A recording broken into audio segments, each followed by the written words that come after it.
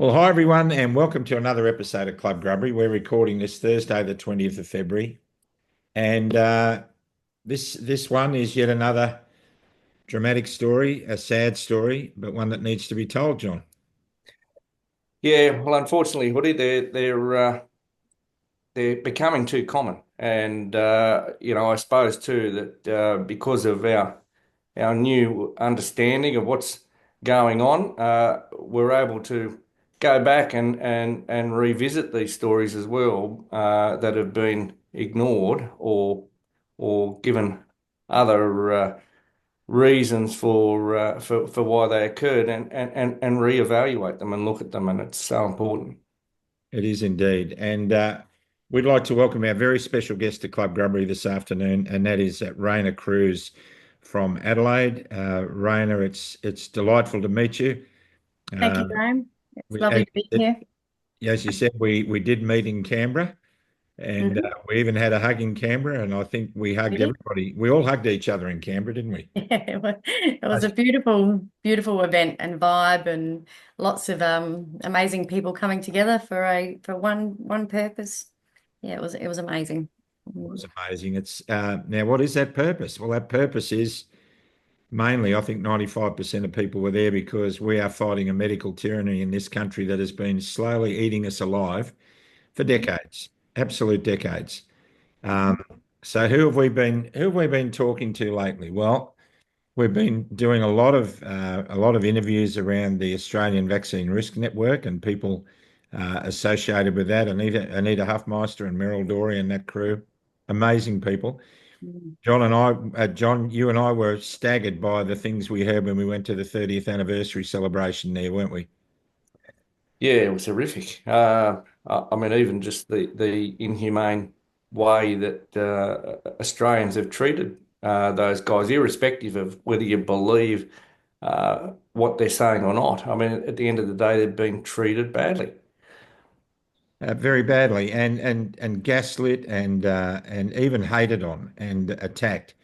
We've also brought to the screen the story of those people who had the pelvic mesh scandal that went on.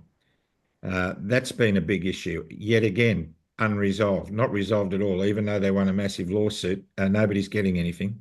Mm. We've seen informed consent taken away from us. We've seen the likelihood of parents being red flagged to child protection if they ask for a second opinion on a doctor's diagnosis. We have seen the thalidomide scandal, and we saw an apology to those victims just recently, 50 years after the event, John, which is probably what will happen in the future for this particular issue. We have been extensively doing our best to cover the infected blood scandal, another medical tyranny that has gone on for so long. And we've interviewed several people, and we're going to continue to interview on that matter as well as the others. The vaccine injured. We've been dealing with people who've lost their jobs, careers, homes, families, everything because of mandates, and all of this is based on health. Mm. Mhm. Do we have a health system? We have a sick system, a sick care system. They don't really focus on nutrition and sunshine and all the things that would be associated with real health. It's more suppression and prescribing pills and drugs and things like that. That's my opinion, anyway. And you are most definitely entitled to it, and I agree with you. I think we both do. Excuse me, talking about health. The reason you're on this program is you've written a book, Hmm. and that book describes a circumstance that you have gone through over 21 years ago. And we Yes. talked before we press record about we share a similar circumstance in Mhm. that you lost a beloved baby to SIDS, Yep. and my wife Michelle and I lost a 3-week-old grandson to SIDS as well. Yeah, So that's awful. it, Mm. it is, it's just dreadful. And you cannot comprehend anybody listening who hasn't been through that, just how traumatic it is. And we want to unpack that story with you before we get into where we go from here. So, Raina, tell us about what happened and how it all unfolded for you, and tell us what you've been, well, we'll answer that question first and then we'll come back to the next part. Yeah, okay. Yeah, so I had my second child when I was 20, a little boy, Zyron.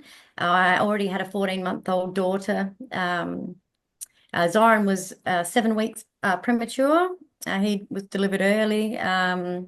He stayed in the nursery for a few weeks, but he progressed really well, and we brought him home and had the nurse come out and do the weighing, and he was feeding fine. Yeah, so he was growing fine and hitting all the milestones at those young ages, at those months.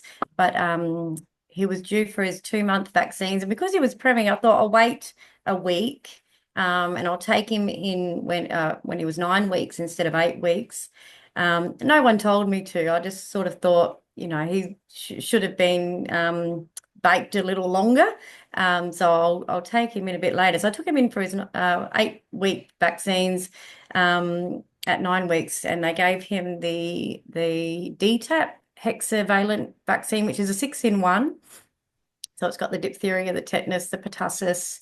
It's got the Hib and the Hep B and the polio. I think that was right. So he had them all at once. And he screamed when he had them. I held his leg down, like so many of us mothers do, to help the nurse administer the vaccine. And he gave off this high-pitched scream.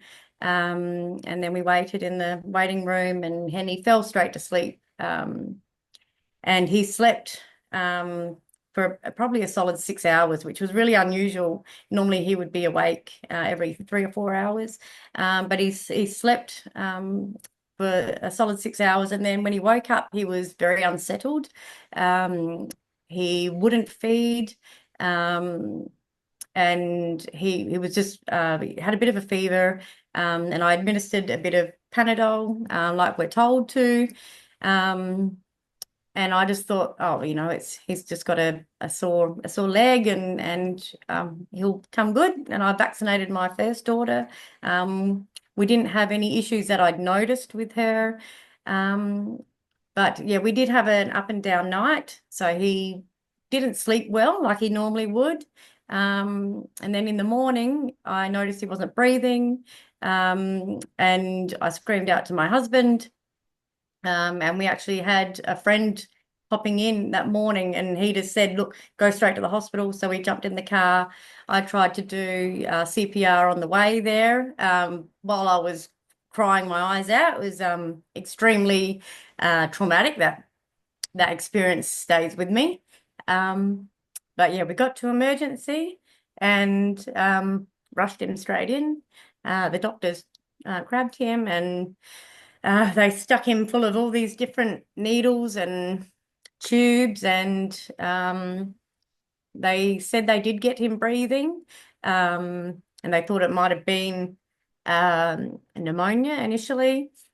I said to the doctor when I went in there, he was vaccinated yesterday, and now we're here, and he said, oh, there's nothing, no association with vaccines. There's no such thing as a vaccine injury. So I just thought, oh, okay, well, that instinct I had was obviously wrong. I trust the doctors. I trust their knowledge and their education and what they do for a living. And then sadly, hours later that night, we were told, yeah, sorry, he's passed away. And we said our goodbyes, and then went home, and it's all a big blur, really. But when we got home, then with any SIDS case, you have the police come over, and they assess the home, and they sit down and ask a lot of questions. It's all very traumatic. And then they left, and went to bed.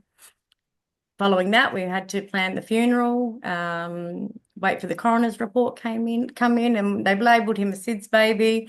And the coroner's report states that it was encephalopathy initiated by a cardiac arrest of unknown origin. So he suffered a heart attack and then swelling of the brain. Yeah, so we had his funeral. Beautifully, the funeral home actually did it for free, which was very, very kind of them. Yeah, and I didn't wake up to, I mean, it stuck with me, and over the years I continued to look on the computer and look up on the internet. Has anyone had an experience where someone, your child's passed away following a vaccine? Nothing ever came up for me, ever. And I just thought, well, it's obviously just my imagination. They're safe, they're effective, like we are told. And for a lot of years, I continued vaccinating my other children. So I've got 3 daughters now. And it's funny because I remember when my youngest daughter was born, she was put on oxygen and caffeine for sleep apnea, and I had her on that for 2 years. Now reading through and knowing what I know now, most of the vaccine inserts actually specify sleep apnea as a risk following a vaccine, especially if it's a preemie baby and she was 3 weeks early. And no doctor or nurse ever tells me this, and I don't believe they tell any mothers or parents or families any of these risks before they give the shot. So yeah, she had sleep apnea for 2 years. I also remember taking her in for her, I think it was her 5-year-old vaccines, which would have been the MMR. And I then had to rush her back to the doctors the next day because she broke out in hives. And then they gave me an antibiotic and a steroid cream for that. And I still hadn't connected the two. So I understand exactly how brainwashed parents are. And even now I talk to young mothers, and you've got to be so careful because they take everything very personally. But I'll give them a book for free and I'll say, just read that. And I know one of them's like, oh no, I won't read that. But it's I understand exactly how brainwashed they are, because I've been there. But yeah, it's a horrific thing. But it prompted me when I finally woke up in 2017, which was when the HPV vaccine had come out, and there was a lot of issues, controversy around that because a lot of the young girls that were getting vaccinated were instantly dropping and fainting. And then there's a whole lot of female reproductive issues as well. But I saw a post come up on social media and I commented on that post and I said, oh, I actually lost my son hours following his 2-month vaccines many years ago. And they said, oh, Raina, you really need to connect with this person and go follow Polly Tommy in America. And so I started doing that, and it just opened up this whole network and community of vaccine injured families and parents with horrific stories like mine, or with children that they've seen regress regressing to autism or speech delays, developmental delays. And yeah, so that just blew my mind. I ended up grieving my son all over again at this point. So I lost my husband when all my children were under 6. He passed away in a car accident with another friend. And I'd remarried an Air Force engineer. But he didn't really know that part of me. So I'd put him through a bit of stress in that period because I couldn't get out of bed, just knowing, that it was that action that I took that day that essentially sacrificed my son to the medical industry. Yeah, so it was a very eye-opening and saddening experience going through that realization of what happened to me and what is still happening to so many others out there with absolutely no acknowledgement and no commitment to change, not even a commitment to look into these things, except for maybe Robert F. Kennedy Jr. overseas, which fingers crossed he can make a bit of a difference over there, which will trickle over here, I'm hoping. Yes. What do you think of the medical profession now? I think that they are dangerously confident and ignorant. I think there's a lot people go in there with good meaning and meaning to do well and to help, especially nurses. Unfortunately, it's the nurses that are the ones pulling the trigger on these precious babies and children. And they're not connecting. I don't know how they can't see it. I know that in the nursery, when you have little babies that they're due for their vaccines, they actually bring the crash trolley with adrenaline and whatever they need in case there is a sudden reaction after they are injected.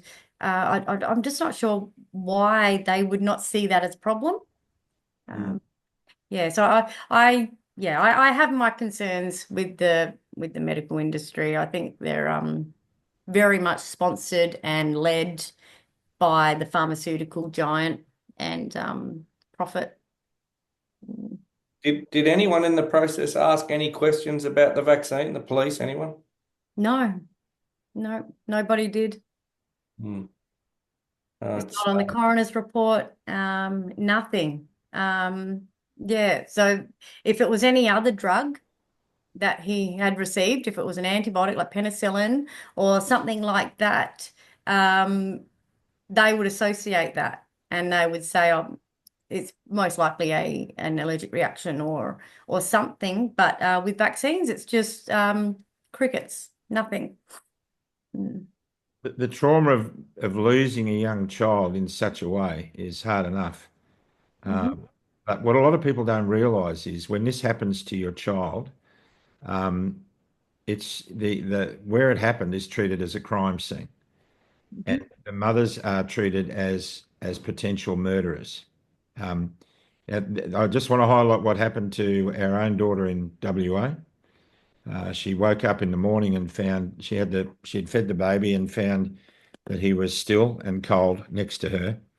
And she called my wife, and we were on the other side of Australia, and my wife said, "Look, I'll fly straight over," and she jumped on a plane. But then she called an ambulance, and the police attended, and the baby that had passed away a couple of hours earlier was then put in an ambulance and taken away on its own. Our daughter was effectively arrested and put into the police car in her pajamas, hadn't had a shower, no nothing, no phone, no purse, no money, was driven to Perth Police Headquarters where she was kept and interrogated for 12 hours. Wow.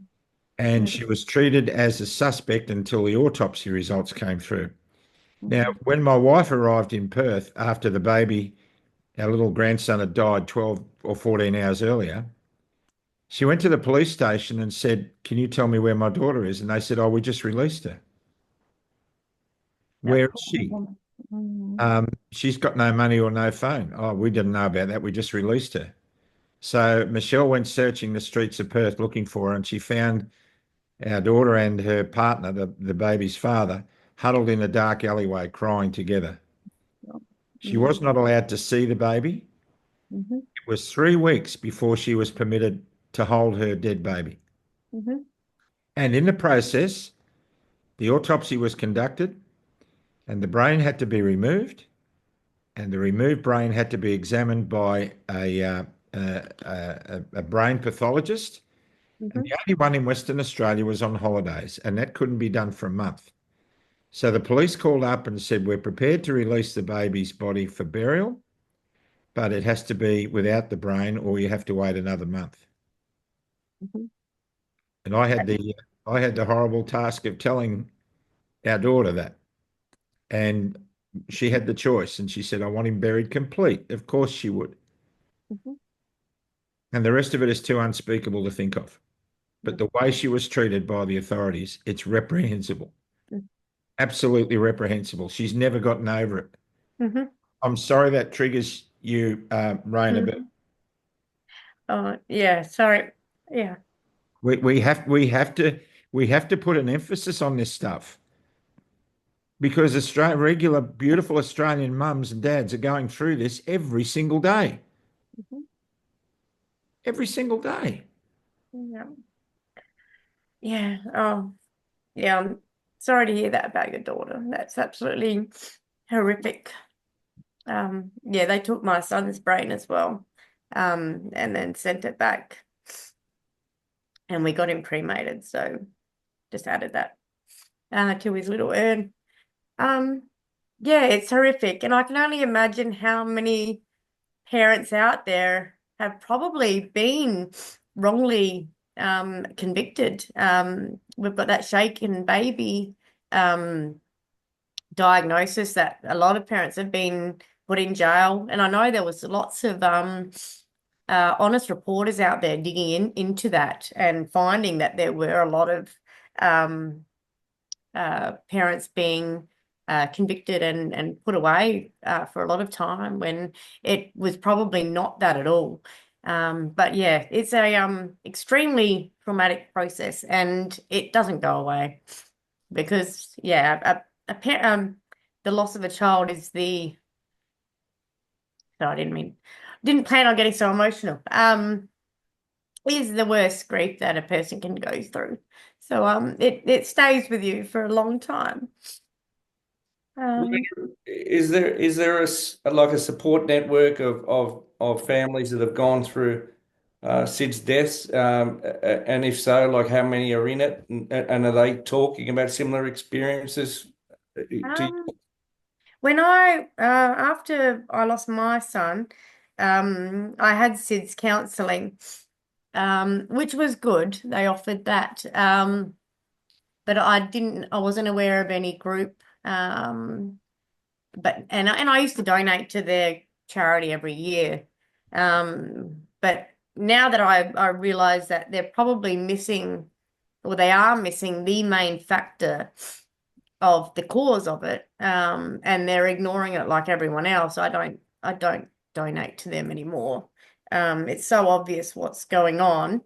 It's even on, sudden infant death is on the original Infanrix DTaP insert. And it's got as a post-marketing experience sudden infant death on there. And then you've got apnea on most inserts, which apnea is it's the cessation of breathing or the stopping of breathing, which will lead to SIDS. Yeah, it's a real mess, actually. And it's the ignorance and the gaslighting, um, which means that parents never get any kind of peace, I think, because it's always continuing, it's always happening, and there's no acknowledgement to it, and you just know that who's next. It's yeah, it's very frustrating. Mhm. Tell us about the book. Okay. All right. So I was when I went through my awakening and realized what was going on, and it just confirmed what I already knew 20 years ago, but was told different and trusted the authorities. Um, but I was a real estate agent, and I did love that job, but after learning all of this stuff, I quit my job and I went to uni, and I wanted to do something that I could help people and learn, because I remember sharing so much vaccine information online, and I remember someone specifically saying, "Raina, you're a real estate agent. You're not a scientist. So don't talk about science." I thought, stuff you, I'll go get a science degree. So I did that, and I finished it a little over a year ago, and I got my bachelor in health science to become a naturopath so that I can teach people and help people detoxify from all of these toxins and whatnot. Yeah, so that's after I finished that, I went straight into, I had collected so much information, and my studies only confirmed what I already suspected, and it was that, our bodies can't handle all of these heavy metals and carcinogenic ingredients and all of these aborted fetal cells, which are catastrophic to people. So I accumulated all this information, and I thought, what's the book that I would have really liked to have as a young mum, as a new mum, even what would I like professionals, health professionals to have a resource. So I created a resource. It's called A Vaccine Journey and Breakdown of the Immunisation Program.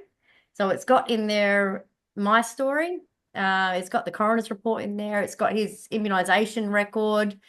It's got some personal photos. And then it goes into the history of vaccines, the how much has been paid out in vaccine injuries over in America, and it's like over $5 billion so far. And then it goes into the history of crib death, which was never even a thing. It wasn't even on our international diagnostic there's a diagnostic sheet of what can cause death, and SIDS or crib death wasn't a thing. It was brought in about 10 years after the implementation of all these childhood vaccines, where we started vaccinating all these young ones, and then SIDS was brought in as a classification for death. And then I've gone in and I've broken down the immunisation record, the South Australian immunisation program. So I've gone through all of the vaccines, and I've gone through all of the package inserts and pulled out all the relevant information which a parent or a health professional or anyone needs to know to get proper informed consent. So all of the potential side effects, the contraindications, people that shouldn't be taking this vaccine, the post-marketing experience. I've also gone into the placebos that have been used. I've added in the statistics of the diseases that we're actually vaccinating for as well. So that way you can weigh up the risks. So it's an extremely informative book for any parent questioning vaccines, questioning safety, wanting to really understand what they're committing to when they do make that decision for their child or for themselves. It's all been broken down. When someone asks, all right, where do I get the information to on vaccines? You'll direct them to the package insert, which each vaccine has, but it's like 15 pages long. So I thought, well, I'm just going to condense it all and make it a lot easier for someone to refer to and access. Yeah, so that's the book there, and that's my little boy's footprints on the back. So he's left his footprints here, which is, I feel like I've done him a service with this book. Very happy to have that all finished and published now. Yeah. I can tell you gladly that we interviewed Karen Kane from the US. Mm-hmm. I'm sure you're familiar with her. And as a result of that interview, we'll be interviewing Dr. Andrew Wakefield, Polly Tommy, and Raina Cruise. Yeah, they're amazing. Amazing people. So we're going to pursue this and keep going with it, because John, it's the foundation of everything that we're trying to do. Look. Well, they're up to no good, Hoodie, because they don't. It would be so easy to find the truth. I mean, it beggars belief that a clinician, a police officer, and likely half a dozen other people in between cannot identify that a baby has had a vaccine in the previous 24 hours and is on the verge of death and dies. How that doesn't warrant some further investigation is outrageous. I mean, I can't even believe that in this era there would not be statistics kept on SIDS deaths. There would have to be, and it would be very easy, surely, to pull out the data about when these babies were vaccinated and how that correlated with the death. It's not rocket science, but they will not open up to scrutiny. Mm-hmm. One of my twin grandkids had the shots. She had, I think, 7 in one day, and she went into toxic shock, and then she was having seizures virtually every day that lasted several minutes, and that went on for months and months and months. And it was then that my other daughter realised that no way, we're not vaccinating anymore. It's just ludicrous. It was clearly what was going on. I mean, 7 different potions pumped into the body at one time, and such a small body. I mean, it just beggars belief. I mean, I can't get it. I just don't understand. It's like our government is trying to kill us all. It does. It feels like that. I mean, even with their own children, Hoodie, I mean, I can't rule out that the vaccines haven't caused them damage. I mean, you know, some of them have got issues with learning. You know, Luke had a tumor on his cervical spine. I mean, who knows how allergies? I mean, who knows what's going on here? I mean, this is what's so absolutely outrageous about all this. But they will not debate it. And anyone that wants to question it, especially in the ranks of being a practitioner, signed up with our dear old friends at APRA, I mean, you're charged with civil disobedience, Hoodie. Civil disobedience. Well, you've only really got to look around at the children over the last couple of generations and to see the decline in their health and the increase in chronic illness. It's out of control. I've actually been writing a second book. I've nearly finished that, and that is on the rise in chronic health conditions in children, and then the vaxxed versus unvaxxed studies that are out there. And then homeopathic immunisation as a safer alternative if we do need something. But it's astounding, especially the allergies. And the main allergies, like we have the worst allergies in children globally. There's 2 children in each classroom now, and it's gone up 50%, I think, in the last 30 to 40 years in allergies. And the main ones are eggs, milk, and peanuts. And funnily enough, in vaccines, they use peanut oil, they use chick embryo, and they use calf bovine serum, which all of these things would have similar proteins. Like peanut oil will have, you know, there'd be an association with peanuts, and calf bovine serum, an association with milk. There's the same proteins in cow's milk that are actually in human breast milk. And we're getting children that are allergic to their own mother's breast milk happening a lot more now. And then the chick embryos, you'll have the same similar proteins in an egg. So it does make you wonder, you know, is it the vaccine actually instigating all of these allergies initially? And then they come up with all these new diagnoses when they don't know what's going on, but they do know what's going on, like irritable bowel syndrome and all these things, gluten intolerance. I mean, how is it that, you know, 2/3 of the population can't have gluten nowadays? I think it's possibly due to either the GMO wheat, the pesticides, or they're fortifying all of our wheat products now with folic acid, synthetic folic acid. I think it's a lot more than just the gluten itself. I can eat organic pasta, bread, cereal, which will be un-GMO'd, no pesticides, no fortification, but I can't eat the standard off-the-shelf bread or pasta anymore. There's a lot going on. A lot of people are in that situation, aren't they? I mean, it demonstrates, Hoodie, doesn't it, that the healthcare system needs a complete overhaul, from food regulation through to the administration of therapeutics. I mean, we are in real trouble. Why are we so heavily pushing vaccinations on the children? I mean, even the COVID-19 jab, kids weren't affected, and yet they were forced to have it. And we've lost a lot of children because of that. They're so hell-bent on getting kids vaccinated for everything, yet there's a McDonald's on every street corner. You see kids wandering around drinking Coke. Kids are obese. You know, there's no nutritious foods becoming rarer and rarer to obtain without it being modified with GMOs and all that sort of stuff. If they really cared about our health, they'd be doing something about that. Tobacco is still being sold.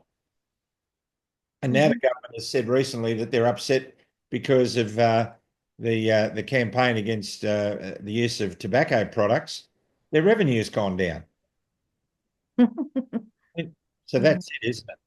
And every second person sucking on one of these vapes. Mm. I mean, Mm. nothing gets done that needs to get done, and that's why we need good people in power to do that. And Mm. Uni Yeah. Party, here we come. You can just see it happening. Uni Party, here we come. The same old, same old. It keeps going on and on. So where to from here, Raina? You've got this other book that you're about to finish. Is there anything else on your horizon? No, I'm just working. I do naturopathy from home. I'm working on that book, which will sort of be the answer um, from opposing vaccines and viewing the coincidental increase in all of these chronic conditions in amongst our children, and then homeoprophylaxis or homeopathic immunization, which has been used effectively for a long time, especially in Cuba. A lot of people don't know this, but Cuba has a great medical industry there. But they went through financial hardship when they exited the Soviet Union. And they had Center for Disease Control vaccine hubs set up there to vaccinate against mostly tropical diseases because they have quite a tropical climate and they would get outbreaks of leptospirosis and other bacterial tropical diseases. So what they did, they had to implement a much more inexpensive health system. So they reverted back to educating their people on diet, the benefits of exercise and sunshine. But then they turned these traditional vaccine hubs into homeopathic immunization hubs. Um, and they kept all the same staff. So they had all these doctors and nurses administering homeopathic immunization, and they kept very good records, and the results were incredible. And they used that for a long time, and it was super inexpensive because homeopathics are really cheap to make. They're very, very safe because they're basically an energetic medicine. So super safe profile and very effective. So and there's a lot of discrediting homeopathics because the science community doesn't understand the mechanisms of action as to how they work. Um, when you go into medicine or health, you need to understand if I give this drug, this is what happens to the body to get to that how it works and that's how it functions and that's the mechanism of action. But they don't understand how homeopathics work, so it gets a lot of flack. But with the experience in Cuba, it's not discredited. It's actually very credible because they used all the same staff and they kept amazing records. So that's very interesting. I find that a very good solution. If people are still wanting some kind of preventative medicine. But then there's also, this is what I haven't yet added to my book, will be the nutritional deficiencies associated with diseases like, how people used to get scurvy and then they found out it was a vitamin C deficiency. Measles is associated with a vitamin A deficiency. So I'm actually going to do a lot of research on that because that can make a lot of difference as well. Just checking people's nutritional status and making sure that they're getting sufficient vitamins.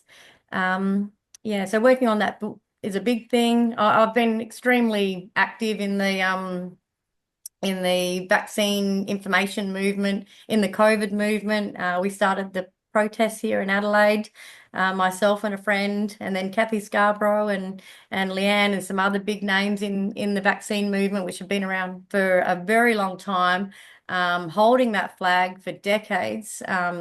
Very intelligent women. And can't see any of us slowing down. I think this is really the time for change. There's a lot of mistrust now with the medical community, with the pharmaceutical industry, with the vaccine industry. I'm seeing big changes in Raina, the can I just ask you? I mean, you said you just completed a Bachelor of Medical Science just recently, health science. Yep. health science. Mhm. What was the establishment like there at the university? I mean, they were obviously aware of your views. I mean, how did you find the process? Were they accommodating towards your attitude towards health? Has it Um, changed?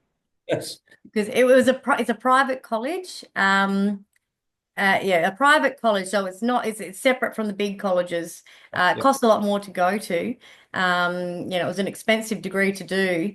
And it was a mix. It was a mix of those who have come from the mainstream medical community, and it was a mix of those who are well aware of what the medical community is ignoring.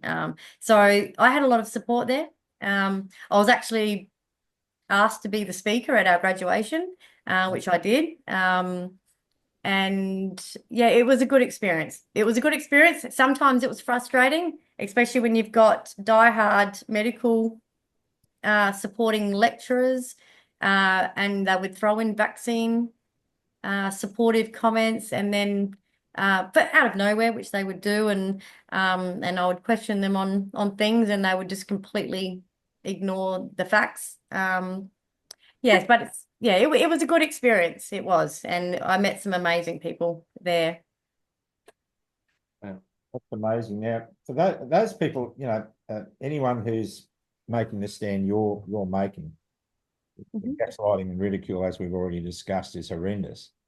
But for anyone who thinks that we're nuts and this is all rubbish, just ask yourself the question we've been posing for months now. If you thought someone was tampering with your immune system or your DNA, would you like to know about it? Now, there are enough unanswered questions in our medical society today that require a thorough investigation. Nothing should be taken off the table. Mhm. I might suggest to any of you who say, no way, vaccines are safe, vaccines are effective, this is rubbish, these people should be locked up. I think you may have been brainwashed, and you need to stop and think, what do you need to know? Because your baby's lives depend on this, your grandkid, your life depends on it. So instead of criticizing and ridiculing people like ourselves for doing this, start asking yourself some questions. Is there a chance? And if there is, shouldn't we be able to investigate it without censorship? Mhm. That's it. We're not trying to be radical, even though John is often radical and accused of stirring up civil unrest. Civil unrest.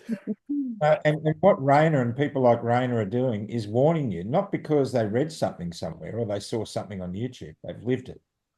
Mhm. You don't want to live through what Raina's lived through. Mhm. No, And it's you don't yeah. want to do that. And you need to consider that when you're passing judgments or making criticism. Until you've been through that, maybe think again and maybe just lay off your keyboard for a while. So Mhm.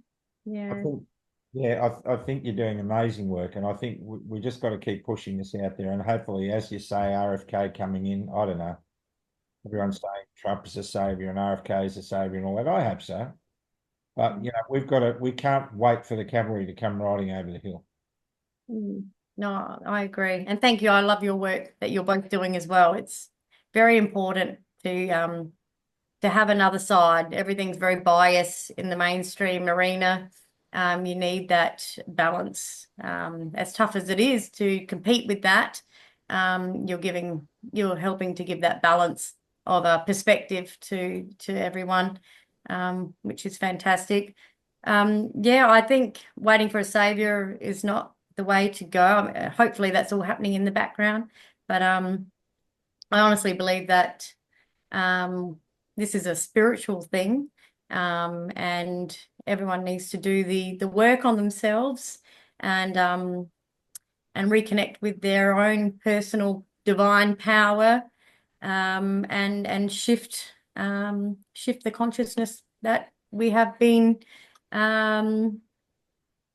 we've unfortunately been pushed into, which is very, very low consciousness, which is stuck in fear and stuck in shame and stuck in Denial. hopelessness.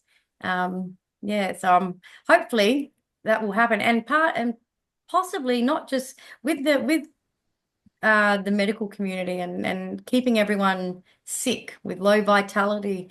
It makes them very easy to control, and it affects the energy around everyone. So yeah, just having people not at their full potential and feeling as good as they could be. I have a lot of spiritual views that I've come to over the last few years, and it's very, very interesting when you think of mind, body, and spirit. And we've sort of been disarmed in all of those aspects. We've been disarmed physically, disarmed intellectually, with infiltration in our education systems, also with the fluoride in the water, which is very much linked to lower IQ. And that's also linked to spirituality as well, because it calcifies the pineal gland, which it does, which is linked to our spiritual awareness, but also disarmed spiritually because I think we've been taken down a path of spirituality based on a lot of dogma out there, when it's not meant to be like that. But that's something that will evolve over time. I believe people will figure that out. Yeah, but yeah, fingers crossed, everything changes. I think it will. I think we're hitting a tipping point with the vaccine, in the vaccine arena anyway. There's a lot more questions out there. There's a lot more people with an open vocabulary and willing to speak. When I first started speaking out, there was no conversations. There was nothing. All it was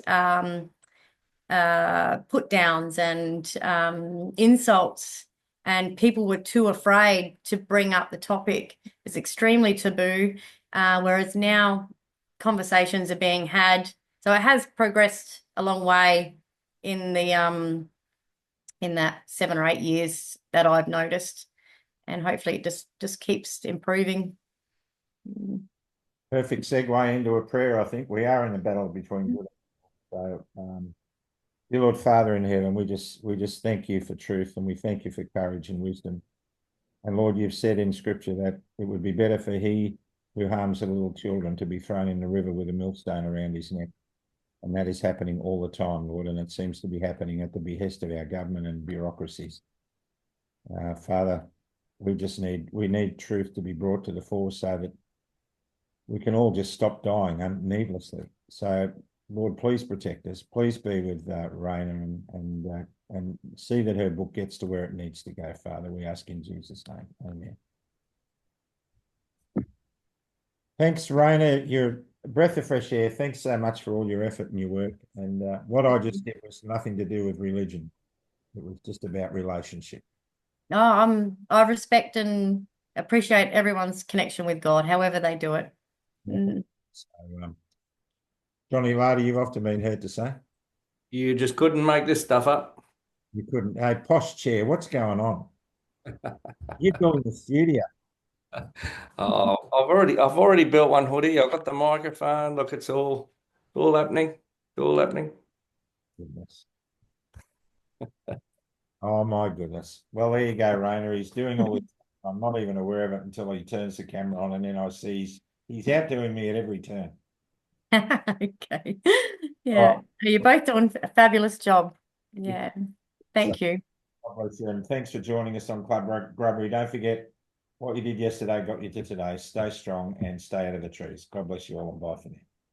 Thank you. See ya.